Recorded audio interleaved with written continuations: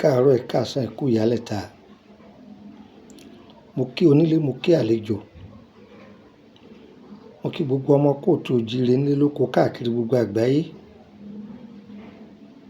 Yóò dára fún wa o. Baálé eléyìí mo kí yín, ìyálé eléyìí mo kí yín o.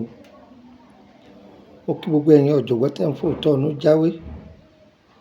Mo kí gbogbo ẹ̀yin ọ̀jọ̀gbọ́n tẹ́ ń fòótọ́ ọ̀nù wàgbò.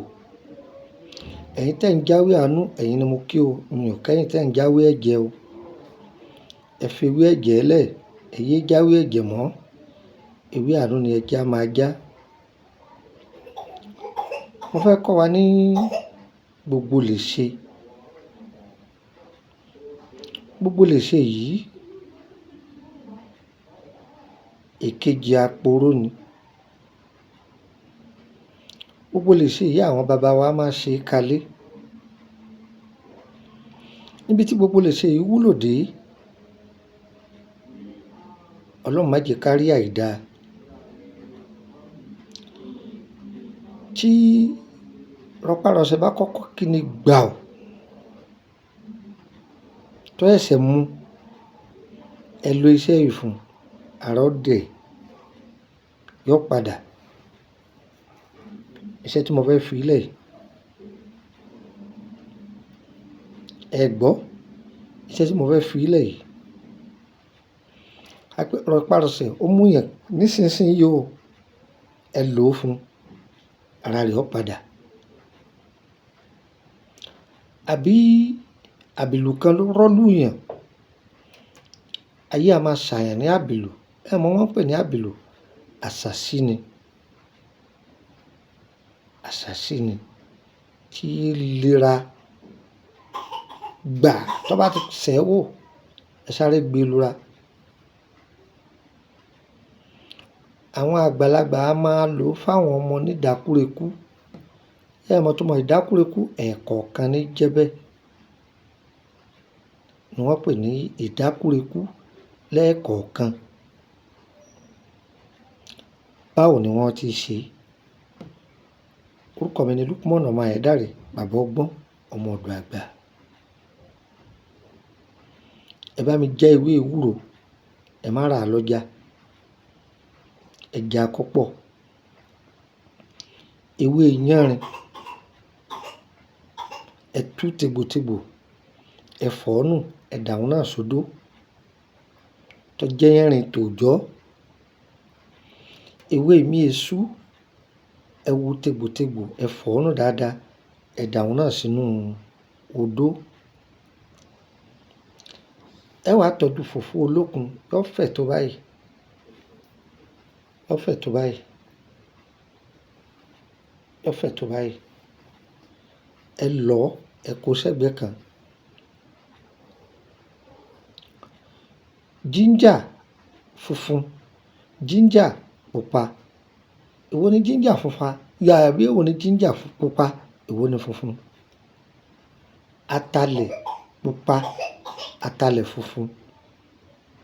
Èwo ni pupa? Èwo ni funfun? Ginger funfun tí jẹ́ atalẹ̀, òun lọ́pọ̀lọpọ̀ dámọ̀. Èyí táwọn àgbàlagbà ń pè ní ginger pupa, òun ni turmeric. Turmeric òun ni jẹ́ ginger pupa. Ẹ gún gbogbo ẹ̀ pọ̀. Ẹ wá fún omi rẹ̀. Ẹ fún omi rẹ̀, omi tó jáde lára gbogbo ẹ fún. Ẹ bá ti wá fún omi rẹ̀ tán, fùfú olókun tẹ́ ti lọ kalẹ̀, ẹ dà á sí. Ẹ wá da iṣẹ́ ìṣọ́nà méjì. Ẹ da ìdá kan sínú ọsàn wẹ́wẹ́. Ẹ da ìdá kejì sínú oyin. Tó bá jẹ́ pé ẹni tí rọpárọsẹ̀ sáré mú ni, èyí tó jẹ́ ọlọ́sàn wẹ́wẹ́ ilẹ̀ lò. Tàbí ẹ fura pé àárẹ̀ tí ń ṣe yìí ń wá ń lọ, ń wá ń lọ. Tó bá jẹ́ pé ayé fi ń sani wò, torí pé nígbà míì ọ̀pọ̀lọpọ̀ kì í kíyèsára. A máa pe nǹkan míì ní malaria, yọ wá yọ sàníwò ọkàn ṣàdédé jí láàárọ̀ ọjọ́ kejì apá wúwo láti gbé ara wúwo láti gbé ọ máa ya fámásì káàkiri ní gbogbo ìgbà orewéréwé kò yí ọ ó lo oògùn bá títí kọ̀ lọ lohun tí mo wí yìí ó sun oògùn ara burúkú dànù ó ya àṣàsí dànù afẹ́fẹ́ burúkú yóò kó lára rẹ̀ ohun tí mo wí yìí lọ́ọ́ dán o ó dúpẹ́ fọlọ́run tí wọ́n bá sá owó yìí ọba jẹ́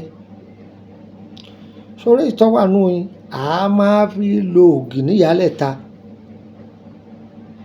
àwọn èèyàn ọmọ àsìkò tí wọ́n ń pè níyàlẹ́ta ìyálẹ̀ta bẹ̀rẹ̀ láti aago 9 àbọ̀ àárọ̀ títí dọwọ́ aago 11 aago 12 lọ́sàn ti bẹ̀rẹ̀ ọ̀sán gánrígánrí aago 1 ni ṣaago 1 àbọ̀ ẹ gbọ́ mi ẹ̀yin àgbàlagbà ẹ ṣe kalẹ̀ torí àwọn ọmọ yín gbogbo ohun tá a kà kalẹ̀ yìí nìṣe ìlú lọ́nà yín ẹ tí ì ná 5,000 kọ̀nà yín ní sẹ́ẹ̀mì ń ta kà kalẹ̀ ẹ kàn ṣe é gbé kalẹ̀ pé gbogbo lè ṣe kì í ṣoògùn owó oògùn àrùn lọ́jà ju oògùn àrùn ju oògùn owó lọ ebí àlàáfíà bá ń bẹ lára rẹ lọ patí lọ́ọ́ máa lọ náwó fẹ́lẹ́rẹ́ ojú a máa ti owó kójú a máa ti àlàáfíà ara ni tójú bá ti ta àlàáfíà ara sàárè lókù èmi ọmọ yín náà ní Lukman ọmọ Ayédáre bàbá ogún ọmọ ọdọ àgbà ṣe rí láti ọmọ ọwọ́ lọ olóyin ni ẹ máa lò fún wọn olóyin yẹn òun ni ẹ máa lò fún wọn díẹ̀díẹ̀ ẹ máa bá wọn fi inú kókó gbóná láti gba bí síbí mélòó kan ó ti tó ṣe rí àgbàlagbà abara wò kò tí nǹkan tètè jẹ́ lára ẹ̀ tọ́lọ́sàn wẹ́wẹ́ ẹ̀ ní kẹ́ máa lò ìwọ tó bá rí i pé o ní àrùn ọgbẹ́nú tó lóyìn yẹn ni o máa lò ọjẹ́ pọ̀ orúkọ mi ni Lukman ọmọ Ayédáre bàbá ogún ọmọ ọdọ àgbà nọ́mbà tí mo fẹ́ fi kalẹ̀ yìí ó wà fún irúfẹ́ èèyàn 4 kì í ṣe fún gbogbo èèyàn ìwọ tó fẹ́ béèrè ọ̀rọ̀ nípa ìrìn àjò ayé rẹ̀ ìwọ ló wà fún ó sì sanwó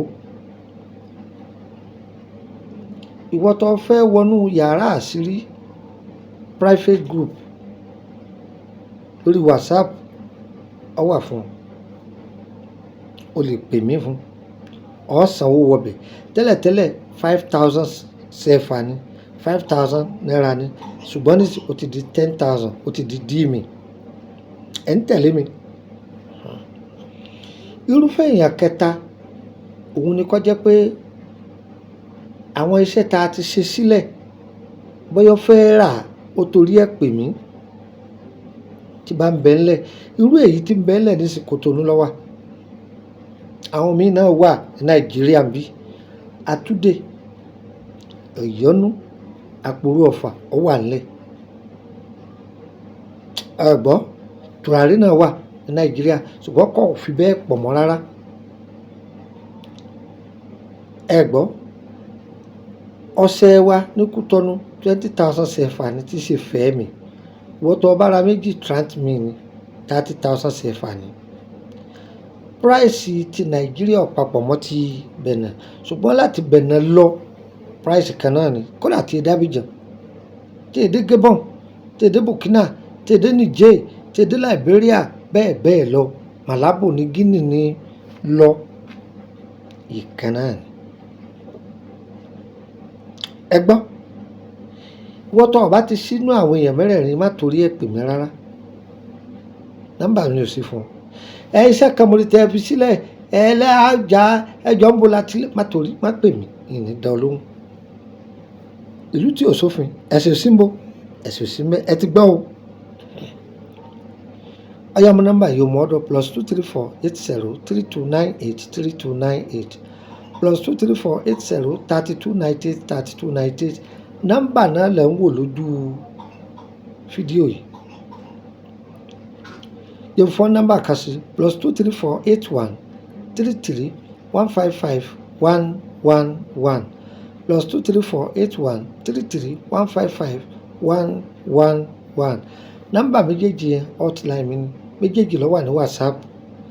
Jọ̀ọ́ fún ọ ní nọ́mbà orílẹ̀-èdè Benin +229 54 65 1928 òun ni lójú fídíò yìí +229 54 65 1928. Jọ̀ọ́ fún ọ ní kan ìkejì rẹ̀ sí +229 54 65 1929 +229 54 65 1929. Nọ́mbà orílẹ̀-èdè Côte d'Ivoire ìkan nínú rẹ̀ tẹ́ ń wò ní sàlẹ̀sàlẹ̀ yìí. Tọ́ níbo lọ́dọ̀ mi ní orílẹ̀-èdè Benin dígà kan ni bí Túndé Motors bí ẹ̀yìn ọjà Túndé Motors ní dígà kan ìbẹ̀lẹ̀ ní ọ̀dọ̀ mi. Lágbára Ọlọ́run bá bẹ rí ọ̀sẹ̀ kan àbọ̀ tó wà lórílẹ̀-èdè Benin yẹ wá kò ní yẹ ẹlẹ́ ire o ire kàbìtì. Tí fídíò yìí bá tì ọ́ lọ́wọ́ tó bá dé mọ́lẹ̀ kò ní jẹ́ fún ọ. Mo fi ilẹ̀ ní sàárà ni ìyọ́kù mo kà á tó pé kó lè jẹ́ àǹfààní fún gbogbo ọmọ ayé ni kì í ṣe pé torí tiẹ̀ torí gbogbo èèyàn. Tó bá ti wá dọ́wọ́ ọ̀wọ́ náà torí pé ọ̀fẹ́ lọ gbà á ìwọ náà ó kéré tán èèyàn 20 tàbí èèyàn 10 bó bá ti fẹ́ kọ́ lọ́wọ́ ọkẹ́ ọ tó bẹ́ẹ̀ ni wọ́n ní òsì kẹ́yìn tó ọwọ́ ara àánú gbà látọ̀dọ̀ Ọlọ́run gbogbo bí ta àrùn kan rí sí gbogbo bí ta àrùn kan rí sí Ọlọ́run ọlọ́jọ́ òní o pẹ̀lú ilẹ̀ tọ́mọ yìí fóore àìròtẹ́lẹ̀ lóore dùnú kó fi yálé gbogbo wa àmín ire o.